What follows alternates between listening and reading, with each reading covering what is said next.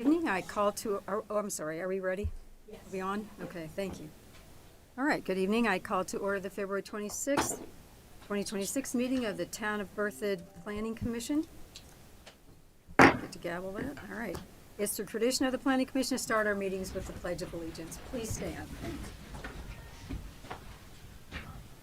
Pledge allegiance to the flag of the United States of America and to the republic for which it stands, one nation, under God, indivisible, with liberty and justice for all. Thank you. At this time, Ms. Monzo, would you please call the roll of the Berthoud Planning Commission? Commissioner Hoffmans? Yes. Commissioner Filio? Yes. Commissioner Pond? Yes. Commissioner Semadalis? Here. Commissioner Sigmund? Absent. Vice Chair Smith? Absent. Chair Anderson? Here, thank you. All right, let's turn to the February 12th meeting minutes before us for review.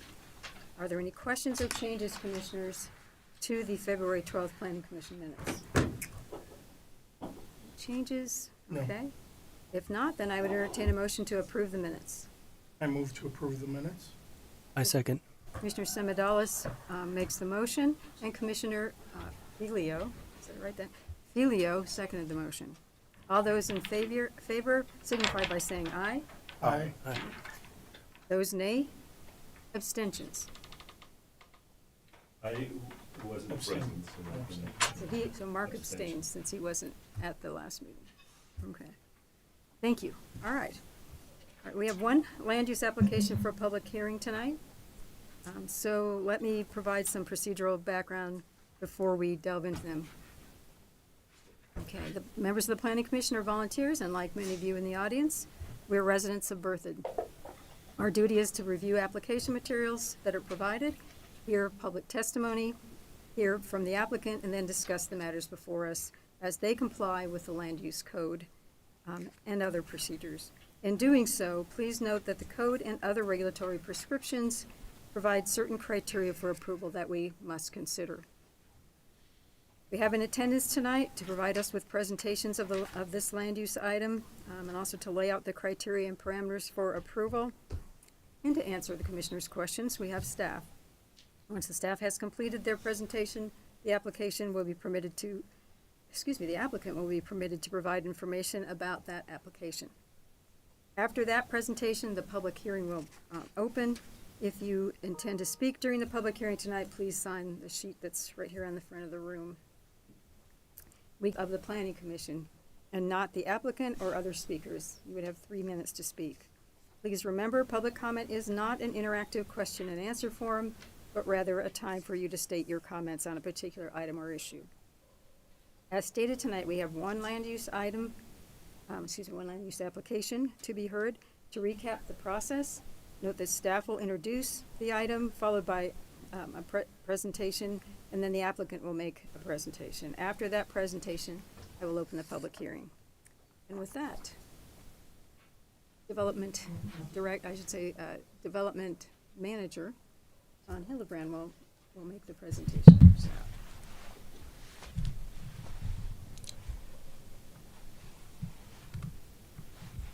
Sorry, bear with me one moment.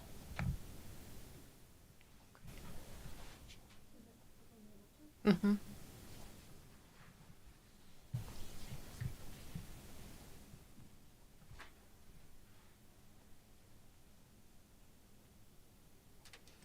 Do you guys see it at all? No. No. Okay. We see a blank screen. Only something.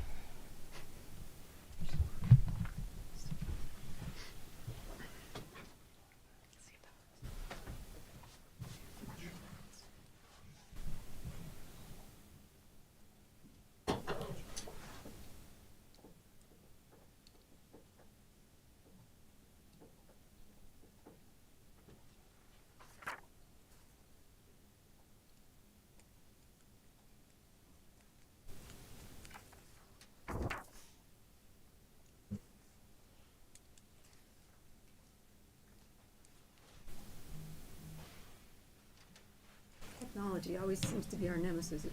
I think so. I asked AI about something today. It gave me not only a repealed statute, but something fictitious that it made up. I'm gonna have to do it from the computer, so just tell me Yeah. when you want me to change the Oh, slide. okay. So, That works. okay.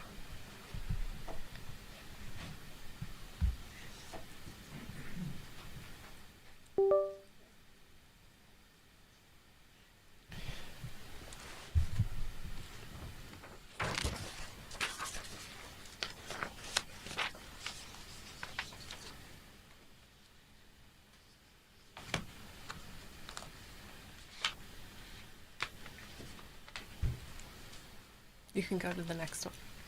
So it's not on our screens here, but we can look. Yeah, we'll have to look up there. Okay, excellent. Well, good evening, everyone. Tawn Hillenbrand, Planning Manager. So before we dive into the item of the evening, we have just a couple of slides here that go over the land use planning process, and it's an overview that's intended mostly for the audience this evening or anyone who is joining us on our YouTube channel live as we stream. So there are four, so this initial, again, this is the land use planning process overview. So there are 4 stages of the land use approval process. So the first being a pre-application meeting. The pre-application process is required prior to making an official submittal or application with the town. The applicant is receiving input from staff regarding code requirements and expectations moving forward. The second step is once an application is received, staff reviews it for completeness and then sends the application out to town departments and divisions as well as referral agencies for review. Typically, staff and referral agencies have 6 weeks to review an application from their perspective and provide the staff planner with the comments to be sent to the applicant to address with the next submittal. The applicant addresses comments, seeks clarification, and resubmits. And most applicants have addressed comments in 3 to 4 rounds of review and are then ready for a public hearing. So some applicants determine the town of Berthoud isn't right for them during the pre-application or the application review process. And the town has had several submittals over the years withdrawn after the applicant has received comments from the town regarding such things as landscaping, architecture, site design. And then several submittals don't make it to public hearing. So once an application is ready for public hearing, staff sends notice via postcard, publishes notice in the newspaper, and the applicant posts a sign on the property. The notice requirements are detailed in the development code. So step 3 is the public meeting, which we will be reviewed in more detail on the next slide. And in general, the public meeting consists of a staff presentation, as Chair Anderson stated, and then a presentation by the applicant, public comment, and then an applicant's rebuttal period. And then a planning commission will have a discussion and vote. And then the fourth step is after the public hearing for preliminary plat, the applicant starts preparing for the next development review stages, and documents are recorded at that time as well. And you can go to the next slide.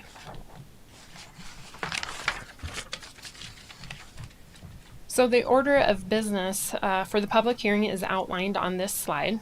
And we'll walk through this together. So Chairperson Anderson will open the agenda item as she has already done. Staff will introduce the agenda item, which I'll do here momentarily, and I'll provide a presentation.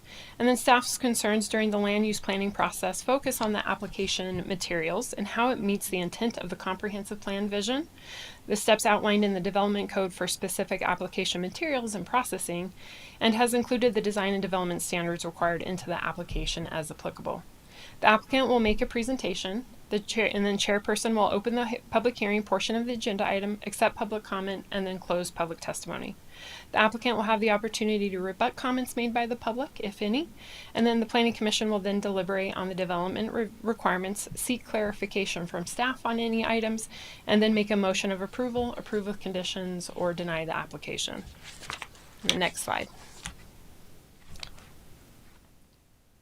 So this next slide was provided by CIRSA, which is the organization that provides insurance for the town. So this information is provided for those, again, that are joining us tonight that are less familiar with the Town Planning Commission's role and how decisions are made.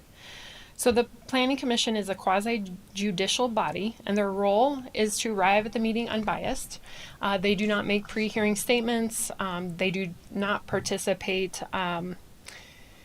I just lost it. If they have financial or other personal interests, and so on and so forth. And then the second half of the slide provides decisions or provides information on how decisions are made. And I won't read those tonight, but of course they're provided for the public joining us this evening.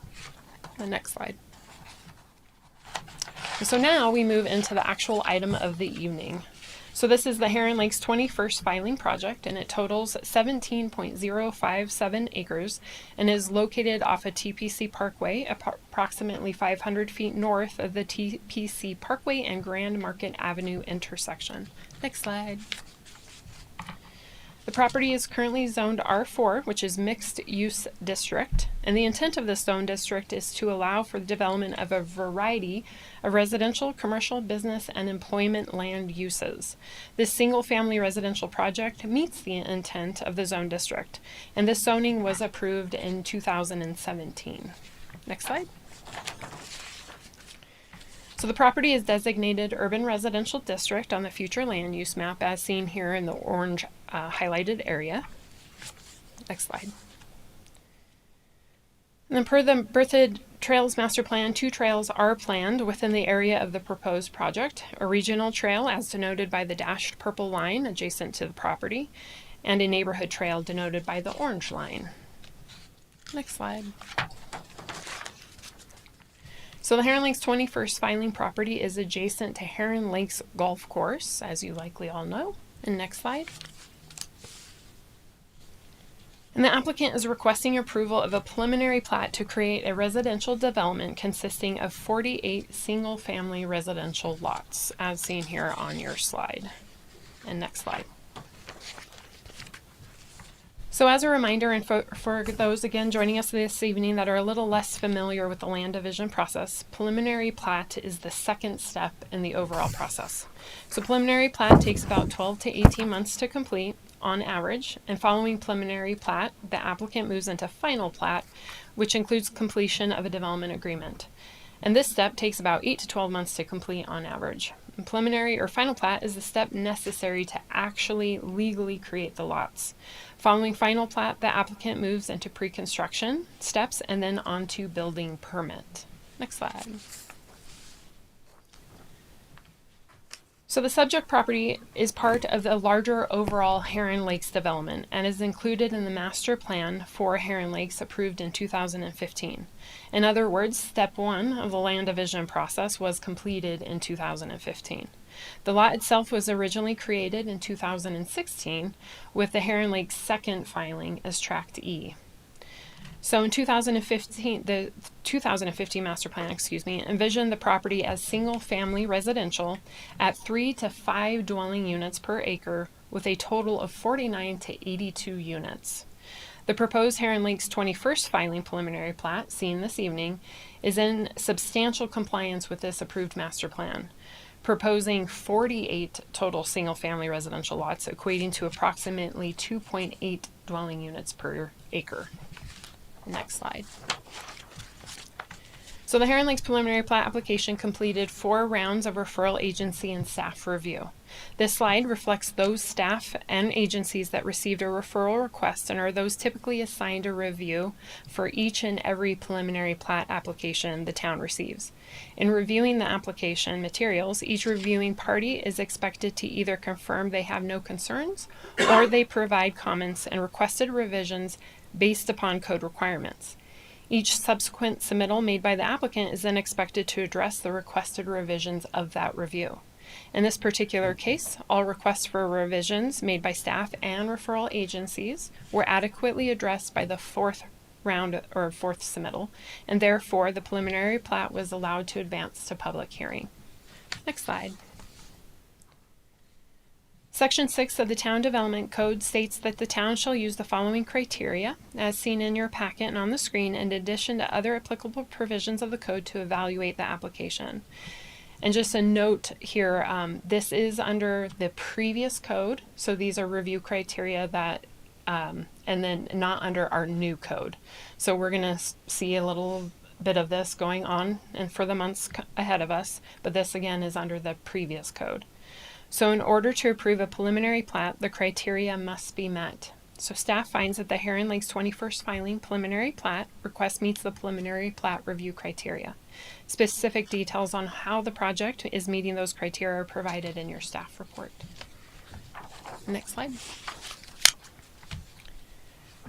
So therefore, staff find that the proposed Heron Lakes 21st filing preliminary plat meets the review criteria and provided in section 30-6-107 of the Bertha Development Code, and therefore staff recommends Planning Commission make a motion to recommend approval of the Heron Lakes 21st filing preliminary plat to the Town Board of Trustees. And I'm available for any questions. Commissioners, questions of Ms. Hildebrand?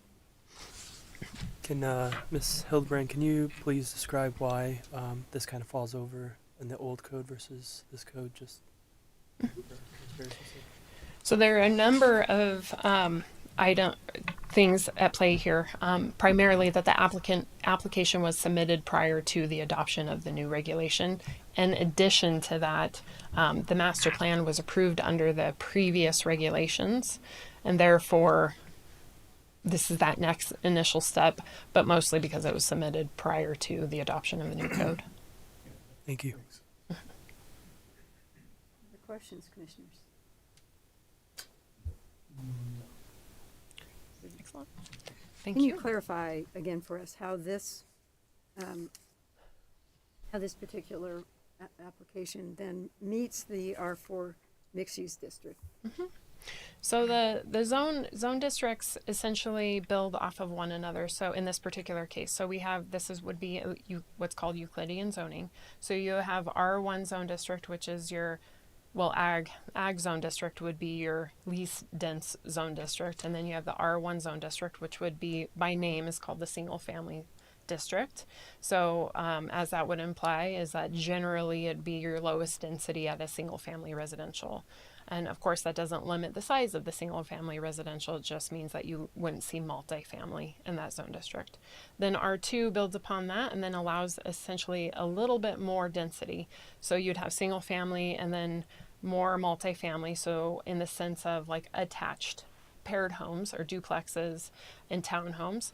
And then from there, which would be the R3 and then R4 and R5 and so on and so forth. So R3 is limited multifamily, which again then allows a little bit more density, and then R4 is a mixed use. So everything that's allowed within the R1, R2, and R3 when it comes to residential, and then in the addition of being that it's mixed use, we then start to introduce your more neighborhood commercial uses, and then some limited general commercial. And then R5 goes on to is a very special zone district, but then you get into C1 and C2. So again, starts to then eliminate your residential uses. C1 would be neighborhood commercial, and then C2 would be your general commercial. So it's this nice spectrum of low density to high density. So R4 is right there kind of in that middle. So it allows for a variety of uses, and it doesn't pigeonhole anybody to a specific use. So it could, while it says mixed use as the title, it does allow just simply single family. It could be single family with a bit of multifamily, or you could also add in that commercial component. And rightfully, you could actually also have just neighborhood commercial. So again, being that and then single family is a use by right within this zone district. So arguably, that's not what this application says, but arguably you could have all multifamily there as well. You could. Okay, so it could be either or. Got Yep. it. So it's more flexible than that. Yep. And encourages that variety if desired by the developer. And it meets that kind of urban residential, even though it's single family. Correct. Yep. Because again, the urban residential character district does support a variety of uses, anything from that single family up to mixed use multifamily. I'll make sure I understood that. Yeah, absolutely. One other question I had. Just to the east of that lot, just east of this area is another large area. That right now has no homes on it, correct? Correct. So directly east on that east property line, that would be Heron Lake's 19th filing, and it is not developed currently. We are currently reviewing an application for that property that will eventually come before you. And that would have the same zoning. That one, I do believe that one is a different. That is a different zone district. Okay, Yes. we'll deal with that. It's a mix of different zone districts. Some of it is R4, some of it is other. I just wonder what might be abutting it someday. Would it be, would you have maybe multifamily to the east of Yeah. this single-family area or not? And without going into much detail, since that is an active application, that one would be a mixed use, and there is some residential proposed with that development. All right, just curious. Mhm. Any other questions, commissioners? Thank you, Tom. Thank Of you. course, Ms. thank Hildebrand. you. Appreciate it. Okay. With that, then I would ask the applicant if they have a presentation they would like to make. And please state your name and your address. Thank you. My name's Jim Birdsall. My address is 2435 Heron Lakes Parkway here in Berthoud. Thanks for the opportunity to present. I think Ton did a very good job of covering things. I just have a couple of highlights, and I'd be happy to address your question about the proposed land use to the east as well. So the slide that's up is sort of a repeat of some that Ton showed, so we can go to the next slide. So this is a highlight of what we consider to be our neighborhood master plan that we've been modifying as we go. As we add a filing or modify a filing, we update this plan sort of on an ongoing basis. The area that's surrounded by red is what we call the 21st filing, as Ton presented. It has our holes 2 and 3 to the west. And then it has, as Ton mentioned, what we call our Heron Lakes 19th filing to the east, which we will be sort of marketing as what we call Grand Market Village. Grand Market is the main road that comes into the project off of Berthoud Parkway.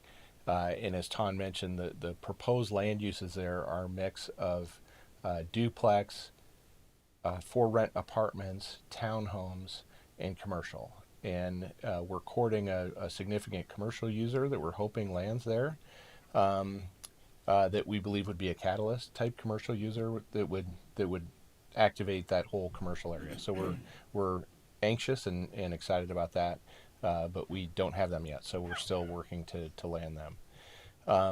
So if we can go to the next slide. So this is our trails map. And again, in red, you can see surrounds the 21st filing. As Ton mentioned, we have different colors, but the blue trail is our neighborhood trail, and it is in. The portion of that blue trail that is on the south side of 21st filing has already been installed. It's a 10-foot trail on the north side of TPC Parkway. And then the orange trail that would go along the north side and the east side of 21st filing would be installed with the 21st filing. And that is part of the Colorado Front Range Trail. So it's an important link for us and obviously important for the community to get that link made. From there going north, that orange trail, about half of it has been installed already with Heron Lake 17th filing phase 1. And then it will be completed all the way to the north end of the project with phase 2 of the 17th filing, which we have some infrastructure that we have to get approved by the town before we can build that phase. And we're hopefully very close to getting that infrastructure approved so that we can build that phase, which would then make that link basically from a sidewalk link all the way out to Berthoud Parkway, future trail link that would be built with the 19th filing, but everything internal to the north would be completed at that point.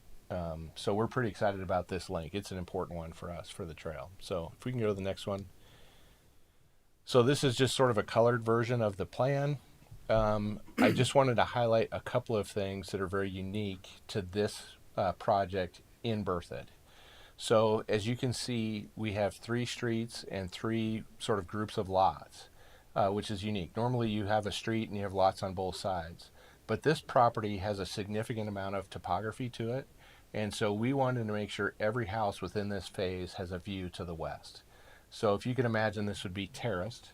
So each street has a bank of lots that backs to the west off of that street, and they will all be walkouts. And we'll keep them low, so it'll be a single family home with a walkout, and then the lot above them would be a single family home with a walkout that then sees above them. So each of these homes will have a view. Each of them will be a walkout, and there's no houses that back to the east. They all back to the west.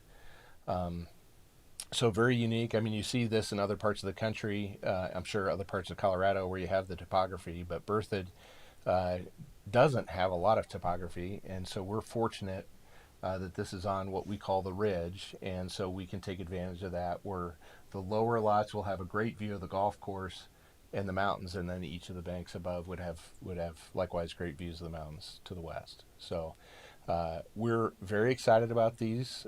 We've talked to the custom home builders that are building in the golf course community now. Universal interest from the builder community, and we're still trying to decide if we're going to do a custom home builder program like we've done in other parts of the neighborhood, or if we're going to open these up for sale to individuals. And we're still working through that analysis. But I think you'll see custom homes and very nice homes on these lots. So, and sorry, one other note. We intentionally have different size lots here. So there are 60-foot wide lots and 75-foot wide lots, and there's a couple that are different just because of the geometry, but predominantly 60 and 75-foot lots. And then we intentionally staggered the lots with those lot sizes, so the lots above the lots below them look down a side yard anywhere we can. So we've staggered them so you're not like, a house right backing to another house. We've staggered them so you're looking down between homes to try and maximize those views as best we can. So you'll see different widths of homes, and then the lots themselves are deep. I think our minimum lot depth is 130 and our maximum is 150 feet in depth. So there'll be substantial homes on these lots. Even the 60-foot lots, I think you're going to see some pretty significant homes on them. So that's all I have. I'm again happy to address any questions that you might have. Commissioners, questions I for have, Mr. Burton? I have a couple questions. Will all of the houses, the front doors be facing east? Yes. So that the backs are to the west? Yep. Yeah, and there's a green belt. It's kind of hard to see on this map. If we can go back to the colored map, it shows it a little bit better. But there's a little green belt on the back of these lots. So you couldn't have a double fronted lot, so to speak. So they all back to open space, then the street, then the lot below them. So yes, all of the front doors would face east, and the back would be, I know David, like the homes on the peninsula, they would have that sort of character. Ranch on the front predominantly. On the peninsula, these we'd limit them to ranches, and then they would all be walkouts. So 2-story height on the back, 1-story on the front. And of those 3 streets, only one of them would be able to turn left back onto Correct. TPC Parkway. Yes. The other 2 would be right turn only coming out of the neighborhood. Yep. Was that for Traffic code, that Okay. you can't have intersections that close. Okay. The Larimer County Urban Area Street Standards, which Berthoud follows, they set local street to local street distances, assuming that you would have double fronted streets.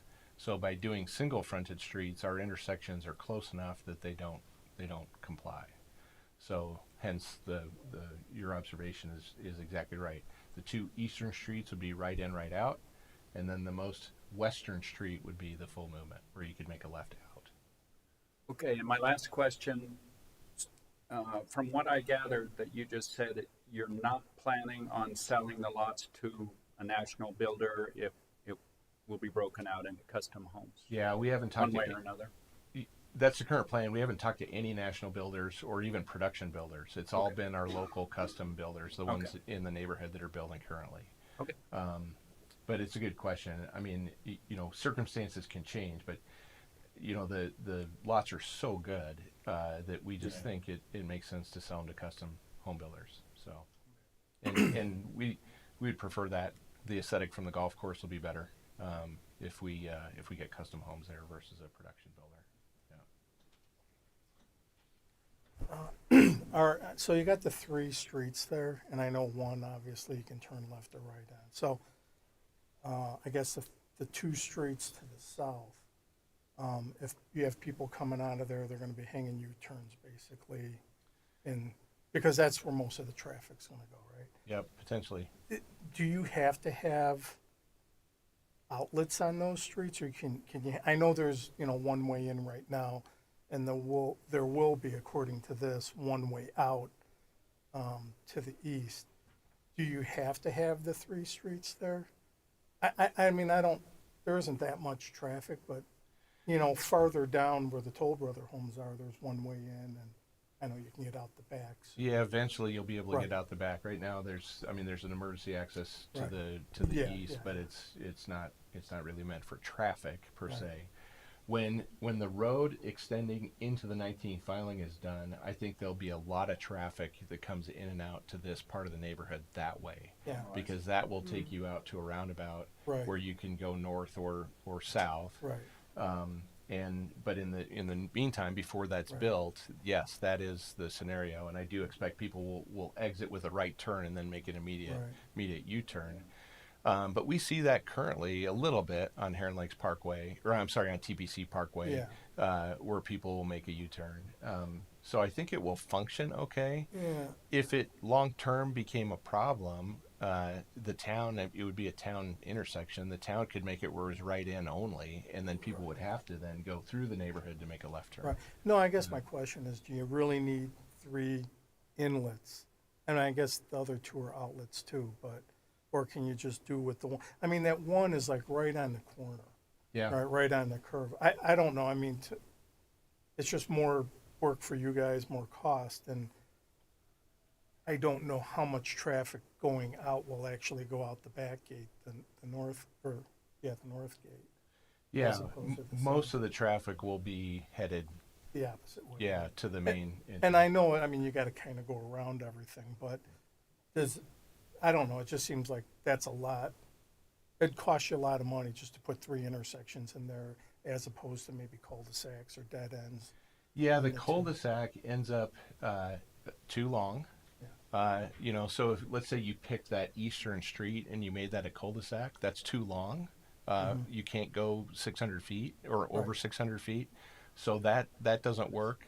And then if you do a mid-block street to shorten the cul-de-sac, there's some difficulty to getting the grade to work. Yeah. That North Street we originally had on the more towards the north. Right. That one there. And that's like where we put that street is like the magical place to get the grade to work because it's so steep. So we did look at like the middle street, potentially doing that as a cul-de-sac, or maybe doing just a die-in. Yeah, like and- you have up Yeah, on the so we north looked end. at a number of different solutions, and this one is the one that works. Yeah. But yeah, understand the comment. for Yeah, sure. I mean, I guess the only, you got people coming out of there, you're on a curve, and then you're going to come around that curve, someone's going to be hanging a U-turn, or I don't know. Yeah, we studied the site distance. Our traffic engineer and engineering team studied the site distance to make sure that they were all safe. If you were trying to make a left turn out of that eastern street on the curve, that would be more problematic. And then likewise where the full movement is, you're down the hill or you're on the hill, so it's basically a straight grade. So the visibility is very good there too. That's why we put the full movement on that street rather than like for the middle street, for example. And then certainly the eastern street would be a problem. So that's kind of why we did that. Okay. Yeah. So the most west street seems to like dead end at the end. Is that always going to be like that? Mm-hmm. Yeah, and that's something that we worked with with the code and with the fire department. That's basically within the length that you can do a dead end street. And keep in mind that the streets, once you leave TPC Parkway, those streets will be private. And that was for a couple of reasons. One, to do that, because I don't know that you could do that in public right away. You might be able to. Luke would be able to tell us. But then also we only have a sidewalk on one side of the street, and we only allow parking on one side of the street. So the streets are narrower than your typical berthed public local street, because normally you have parking on both sides, you have houses on both sides, you have sidewalks on both sides. Where in this circumstance you have parking and parking on the non-lot side, and then sidewalk on the other side. So it's a little bit of a unique scenario because of the width of those streets. Yeah. I have a question. Can you just explain to us what we were seeing as far as the traffic study and any potential recommendations that could be caused by the addition of these homes? So our project is a master plan community. So we have an overall traffic study that looks at the entire neighborhood and makes assumptions for the densities of certain areas. As Ton mentioned, we did a rezoning of this parcel in, I believe, 2017 to take it from I think it was R1 at the time, or R2, I can't remember, to R4. So our traffic study, I think, assumed like 250 units or something crazy on this parcel. Because at the time we were thinking, well, you have these views, you could do maybe stacked townhomes. And, you know, as we evolve in the project and just look at the market and what we think will sell, what we think is the highest and best use, we've decided this is the highest and best use from a land use perspective. So we've reduced the density significantly from what the master traffic study assumed.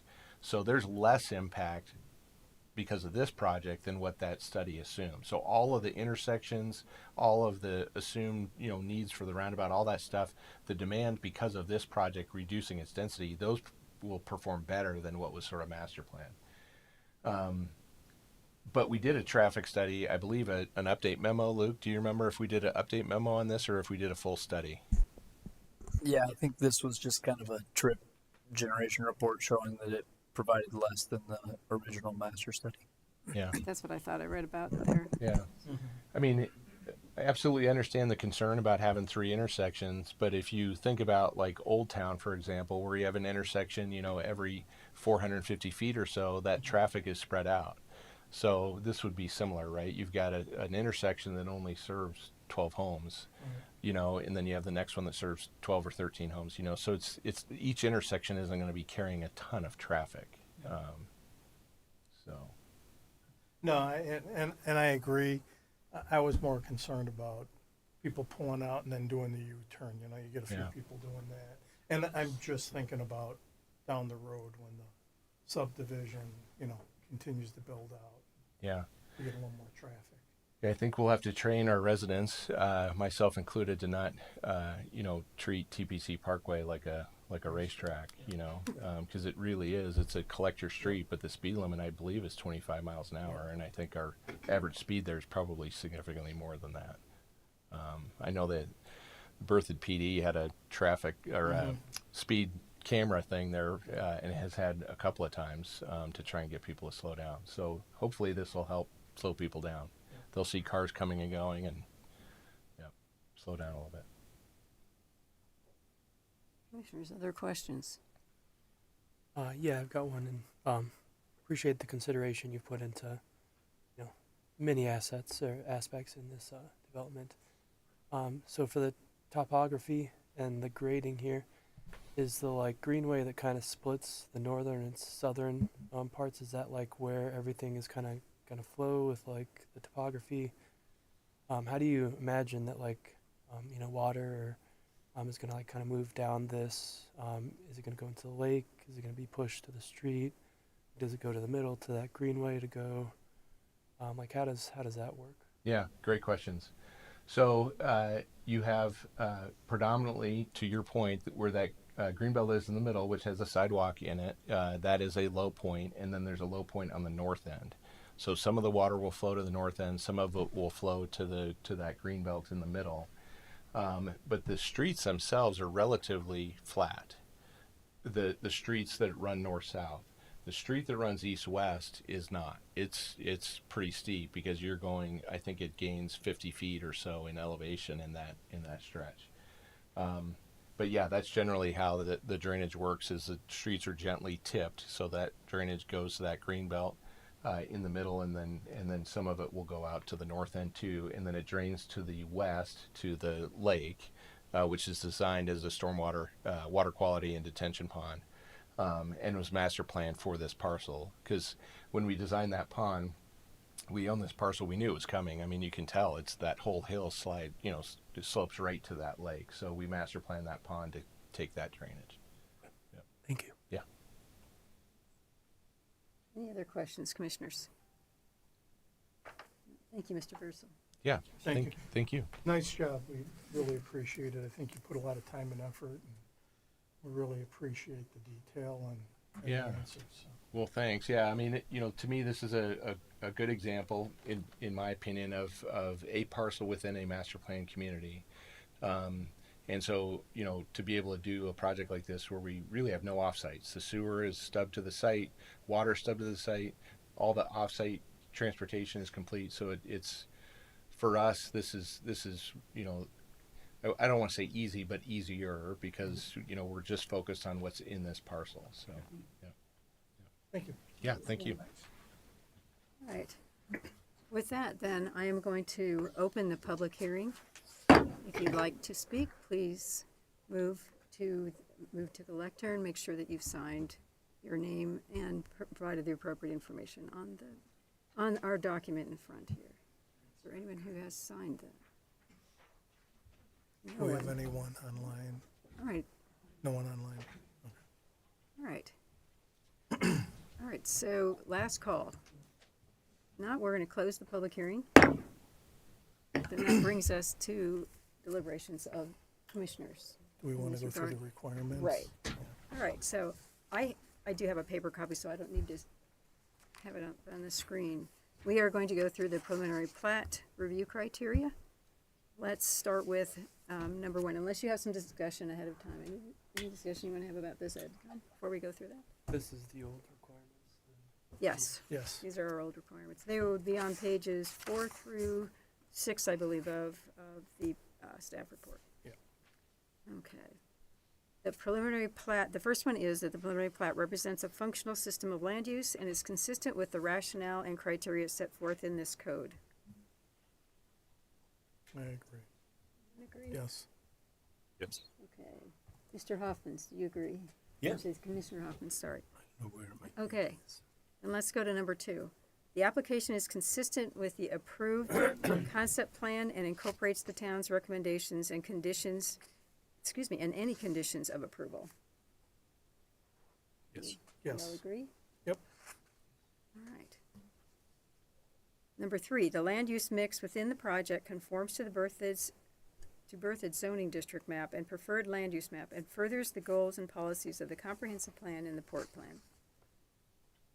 Yeah, I think after we got that understanding of R4, Yes, I think, yeah. agree. Yes.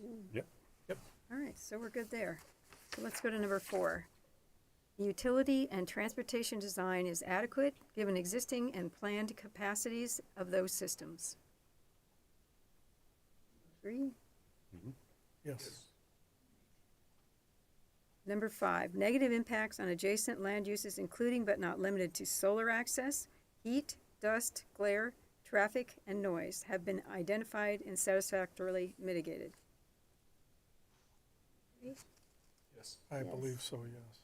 Mr. Hoffman's, Commissioner Hoffman's, yes, okay. Number 6, there is a need or desirability within the community for the applicant's development, and the development will help achieve a balance of land use and/or housing types within Berthoud. Yes. Yes? Yes. Mr. Huffman's, you're good? Yeah. Mr. Huffman's, okay. It's hard for me to see you down there, so that's why I keep looking. Sorry about that.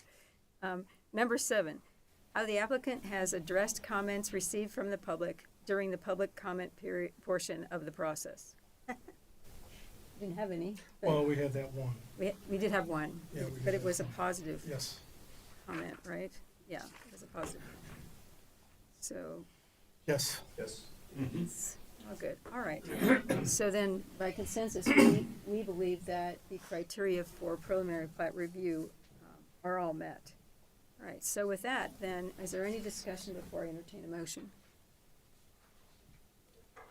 No discussion, then I would entertain a motion with regard to this application. Okay, I move to make a recommendation to the town trustees to approve the request for preliminary plat for Heron Lake's 21st filing. Planning Commission's recommendation is based on the findings outlined in the staff report that the criteria for approval found in section 30-6-107 of the municipal code has been met. So it's been moved by Commissioner Pond. Do I have a second? I'll second. Commissioner Semadalis seconds the motion. Excuse me, Ms. Manzo, would you please take the roll? Commissioner Hoffmans, Yes. Commissioner Pond, Yes. Commissioner Semadalis, Yes. Commissioner Filio, Yes. Chair Anderson. Yes. So with that, it passes unanimously. That motion passes unanimously. Great. All right, so that brings us to the work session portion Thank you very much. of our, Thank you. Thank you, bye. That brings us to the work session portion of our evening. We'll speak with our two new, be introduced to our two new attorneys. Yes, and I don't know, if we need to just officially close that meeting and then just open it up to a Adjourn the work meeting, session. okay, let's do that. All right, so is there any other business that we need to address during this part of the meeting? Anything that you want to impart to us now? Yeah, if you'd like to hear from staff, there are just Please. a few things we can update you on. Please. At the last Town Board of Trustees meeting on the 24th, so Tuesday of this week, you all may remember Caring Pathways as a pet crematorium on 2nd. And one of the conditions of approval that was added to their special use permit was that they were limited to only operate Monday through Friday. There have been times where their electricity has shut off or they needed to operate on the weekend for repair. And so they went back to the town trustees, because that's what the condition said, that these are your hours of operation unless amended by the town board of trustees. So they went back to the town board of trustees on Tuesday and requested that condition be removed. They have been operating without any complaints, and so I just wanted you all to know that that condition was removed. And then also, the annexation petition for Lewis Valley was on the agenda, and the dates have been set for that. So that is a land use application that you all will be hearing in the future. On the 12th of March, there was a work session on the 12th of February on water in the comprehensive plan, the water conservation element that we have to have before the end of the year per state. That will be coming to you, Lake and Dixon, and then Alex Tennant from the water operations water team will be coming and presenting that in a full public meeting, public hearing setting on the 12th. And then on the 26th of March, I'm sorry, did I say another month? It is March. On the 26th of March, there will also be a public hearing for a land use application. And then, Ton, did you want to talk about the art project? Definitely. Some exciting advancements in the project. So we are hoping to entice 1 to 2 of you to participate in our first visioning workshop. We will be hosting on March 18th. We would like to have 2 planning commissioners and 2 town board trustees participate in this visioning session. And it's intended to look at art in the community of Berthoud. There's a number of things that our consulting firm, 9.Arts, will go over during this 90-minute session. But the goal essentially is, from the feedback they receive then, is to start to develop the town's goal and vision for art within the community and the master plan. And so I would like to ask you all, and I realize that we're missing 2 individuals this evening, if any of you would like to participate, and I would beg of you, at least 2 of you would participate in that visioning session. So, Yep. yeah. Considering that we're, Abby and Stacy aren't with us, does it make sense to send an email out to see if anyone? I can wants to certainly, nominate yeah, themselves to do since that? two, but the Hoffmans has an interest, so that's good, okay. But yes, I can certainly do that, and then, yeah, I guess you can fight amongst yourselves, because it will be a lot of fun, I Well, suspect. you know how I feel about it, so. So, Now we'll be out of town. So, if I may, Chair Anderson, Ms. Hillebrand, can you confirm the date and the time commitment? Just so that they understand. yeah, so ideally, this will be, we're not expecting an obligation, long-term obligation, and so this will, like I said, this is a visioning session. It is a 90-minute session, so March 18th from 3 p.m. to 4:30 p.m.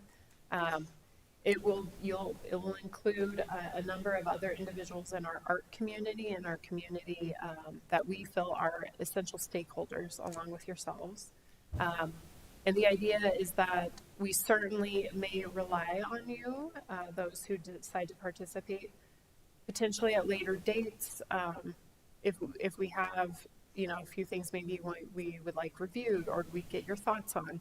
But there wouldn't be any set schedule as to specific dates. This isn't like a stakeholder group or committee. This is just essentially seeing if we can get your participation on occasion potentially throughout this process, which should be wrapping up in June, July. I have some interest. Okay, so I will go ahead and send out an email, and then I can definitely note that you two did express the interest. So if, Sigmund or Smith aren't interested, or if anybody else, but You know, I I'm can certainly do interested, that. but I'll step back if someone else wants. We'll be out of town, so. Well, and certainly it won't be the last engagement, so we'll have lots of public engagement throughout this process, and I'll keep you guys up to date, of course, as we go along, what those will look like. And I think the idea too is from this is that the next step is producing a survey. So we will definitely let you know when that survey is available and would ask for your participation for sure. What if more than 2 of us are interested? Ideally, we would like to keep it 1 to 2. We do have our consulting firm has asked 10 to 12 participants. So we are keeping in mind 2 trustees, 2 planning commissioners, and then we have multiple other individuals, artists within our community that we would like to engage. And so we would like to keep our group size manageable. And So once- ideally. Yeah, and once you go over 3, then it becomes a public Yeah. right. hearing setting, so just 2. You guys can arm Yeah, it. I'll let I'm you guys putting do my it. money on you, but. Anything else that staff has that they want to? Just wanting to confirm, Commissioner Smith and Sigmund did let me know last time. I just hadn't written down Commissioner Smith was going to be absent, and I remember. Will anybody be absent in March? Possibly the last meeting in March. Okay, the dates are the 12th and the 26th. Right. So Probably the 26th. Okay. And there will be a public hearing that evening, so if anybody else has any conflicts, please let us know. We want to make sure we have quorum. Right, so that concludes staff's reporting. I had a question. I know last meeting we talked about with the water conservation that there was also talk of like the water budget deficit. Is there like any progress on that, or is that still like kind of being discussed? Or is that something we should talk about? Well, it's not really a planning or community development specific item. If you have questions, Alex Tennant will be here on the 12th, and he can answer those questions specifically about water. Or I also know that he can answer questions outside of this process too. So if you want to send me an email, I can send it right off to him, and he can answer those questions. Okay. Any other questions or comments, commissioners? Nope. If not, then I would entertain a motion to adjourn our meeting of February 26th. I move to adjourn.